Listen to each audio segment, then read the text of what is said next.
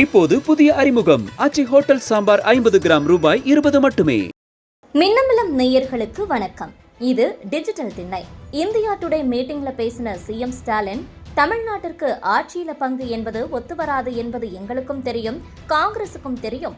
அதுக்கு இடையில சில பேர் கிளப்பிவிடும் பிரச்சனை, கூட்டணியில ஏதேனும் முறிவு ஏற்படுமா என்று திட்டமிட்டு சதி செய்கிறார்கள். அதை பற்றி நாங்களும் கவலைப்படல, ராகுல் காந்தியும் கவலைப்படல என சொல்லியிருந்தார். அதே மாதிரி ராகுலை பொறுத்த வரைக்கும் அரசியலை தாண்டி ஒரு மூத்த சகோதரராக என்னை பார்க்கிறார். நானும் அவரை சகோதரராகத்தான் பார்க்கிறேன். அரசியலை தாண்டி சொல்கிறேன், குடும்பத்தில் ஒருவர் போன்று என்னை அவர் கருதுகிறார். நானும் அப்படித்தான் கருதுகிறேன்னும் ராகுல் காந்தியை பத்தி நெகிழ்ச்சியாக சொல்லியிருந்தாரு சிஎம் ஸ்டாலின். காங்கிரஸ் வச்ச ஆட்சியில பங்கு டிமாண்ட வெளிப்படையாக ஏத்துக்கலன்னு சிஎம் அறிவிச்சிட்டாரு. அதே நேரத்துல ராகுல் காந்தியை பற்றி ரொம்பவே பாசிட்டிவாவும் சென்டிமெண்டாவும் பேசியிருந்தாரு. சிஎம் பேசினத கூட்டணி கட்சிகளின் தலைவர்கள் பலரும் பாராட்டியும் இருந்தாங்க. காங்கிரஸ் சீனியர் சிலர் ஸ்டாலின் என்ன சொன்னாருன்னு ஆங்கிலத்துல மொழிபெயர்த்து ராகுல் காந்திக்கும் கார்கேவுக்கும் அனுப்பியும் வச்சாங்க. இதனால திமுக காங்கிரஸ் ரிலேஷன்ல சுமூகமான நிலைமை வர மாதிரி இருந்துச்சு. அப்போ யாரு குறுக்கு சால் ஓட்டுனாங்கன்னு நீங்க கேட்கலாம். குறுக்கு சால் மட்டுமா ஓட்டுனாங்க, குழி தோண்டி புதைச்சிட்டாங்கன்னு தான் காங்கிரஸ்லயே சீனியர்ஸ் கோபமா இருக்காங்க. வேற யாரும் இல்ல, மாணிக்கம் தாக்கூர் தான். ஆட்சியில பங்கு என்பது ஒத்து வராதுன்னு சிஎம் பேசி முடிச்ச உடனேயே மக்கள் முடிவு செய்வார்கள், கூட்டணி ஆட்சியா அல்லது ஒரு கட்சி ஆட்சியா என்பதை. 2006 மக்கள் தீர்ப்பை செயல்படுத்தாதது நம் ஐஎன்சி தமிழ்நாடு தவறுன்னு ட்வீட் போட்டிருந்தாரு. அதாவது ஒரு கட்சி ஆட்சி வரவிடாம உள்ளடி வேலை பார்த்துடுவோம்னு மிரட்டுற மாதிரி மாணிக்கம் தாக்கூர் ட்வீட்டோட டோன் இருந்துச்சு. அதே மாதிரி பிரவீன் சக்கரவர்த்தியும் மற்ற மாநிலங்கள் மாதிரியே தமிழக மக்களும் கூட்டணி ஆட்சியை தான் விரும்புறாங்கன்னு சொன்னதோடு, போலியான தனித்துவம் அப்படிங்கிற பேரில் ஏன் ஒளியணும்னு கேட்டு திமுகவை ரொம்பவே சீண்டி விட்டாரு. சிஎம் பேசின ஆட்சியில பங்கு இல்ல, ராகுல் பிரதர்னு பேசின 2 விஷயத்துக்குமே காங்கிரஸ் மேலிடத்துல இருந்து ஒரு ரியாக்ஷனும் வரல. அதே மாதிரி சிஎம் பேசுறதுக்கு கவுண்டர் கொடுத்துக்கிட்டே குழப்படி வேலை செஞ்ச 2 பேரையும் காங்கிரஸ் மேலிடம் கண்டிக்கவும் இல்லை. இதுதான் இப்ப சிஎம் ஸ்டாலினை ரொம்பவே கோபப்பட வச்சிருக்கு என்கின்றனர் திமுக சீனியர்ஸ். அத்துடன் தமிழக காங்கிரஸ் தலைவர் செல்வ பெருந்தகையை கூப்பிட்டு சிஎம் ஸ்டாலின் கடுமையாக பேசிட்டாராம். இத பத்தி திமுக சீனியர்ஸ் கிட்ட கேட்டப்ப செல்வ பெருந்தகை கிட்ட கோபமாகவே சிஎம் பேசினாரு. அவர்கிட்ட என்ன இப்படி பண்றீங்க, உங்க ஆளுக இவ்வளவு பேசிக்கிட்டு இருக்காங்க, அகில இந்திய தலைமை இதுவரைக்கும் அவங்கள கூப்பிட்டு கண்டிக்கவும் இல்லையே, உங்க முடிவுதான் என்னன்னு வெளிப்படையாகவே சொல்லிடுங்கன்னு சிஎம் சொன்னாரு என்றனர். அத்துடன் தமக்கு நெருக்கமானவர்களிடம் பேசிய சிஎம், சரி அவங்க அதாவது காங்கிரஸ் என்ன முடிவும் எடுக்கட்டும், காங்கிரஸ் வெளியே போனா நாம என்ன செய்யலாம்னு பிளான் பண்ணணும். 2011 63 சீட்டை வாங்கிட்டு போனது காங்கிரஸ், அப்ப 5ல தான் ஜெயிச்சாங்க.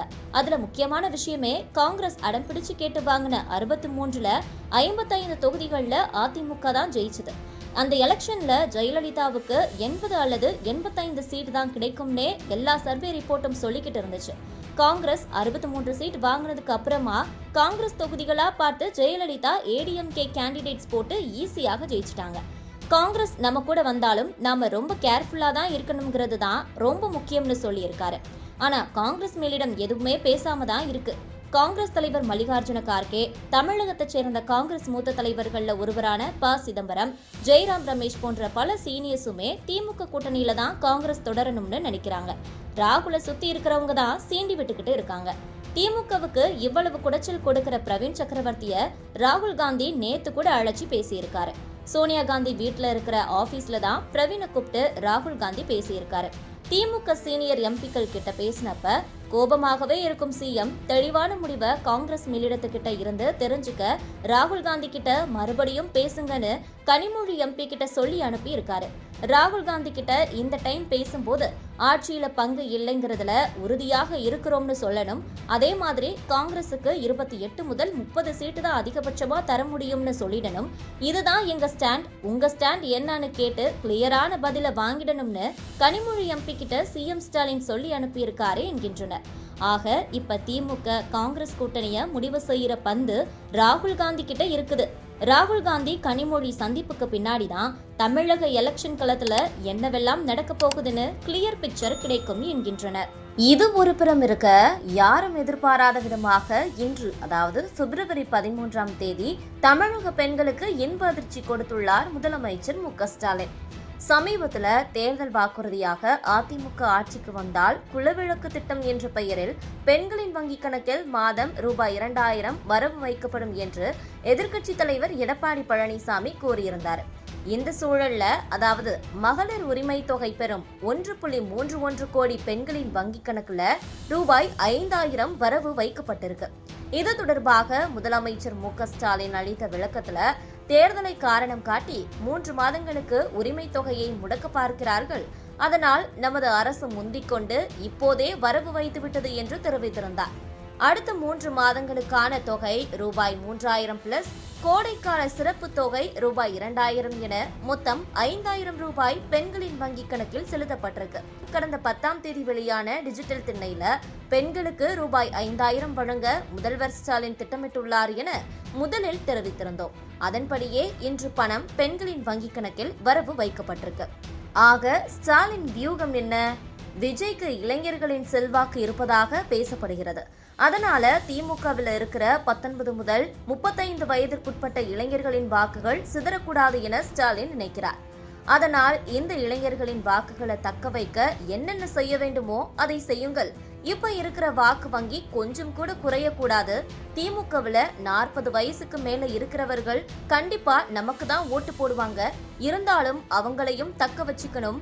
பெண்களின் வாக்குகளையும் சிதறாமல் நமக்கு வரும் வகையில் பார்த்துக்கணும் என்று முடிவெடுத்து அவர்களின் வங்கிக் கணக்குல 5000 ரூபாய் வரவு வைத்திருக்கிறார்.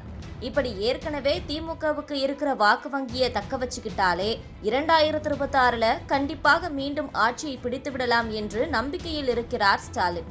தற்போது முக்கிய கூட்டணி கட்சியான காங்கிரஸ் ஆட்சியில் பங்கு, அதிக தொகுதி என்று தொடர்ந்து திமுகவுக்கு நெருக்கடி கொடுத்து வரும் நிலையில யாரையும் எதிர்பார்க்காமல் திமுகவின் வாக்குகளை மாற்றுக் கட்சிக்கு சென்று விடாமல் இருப்பதற்கு இது போன்ற நடவடிக்கைகளை எடுத்து வருகிறார் என்கின்றனர் திமுக மூத்த நிர்வாகிகள் தரப்பில். இப்போது புதிய அறிமுகம் ஆச்சி ஹோட்டல் சாம்பார் 50 கிராம் ரூபாய் 20 மட்டுமே. மின்னம்பலம்.com தமிழின் முதல் மொபைல் பத்திரிகை.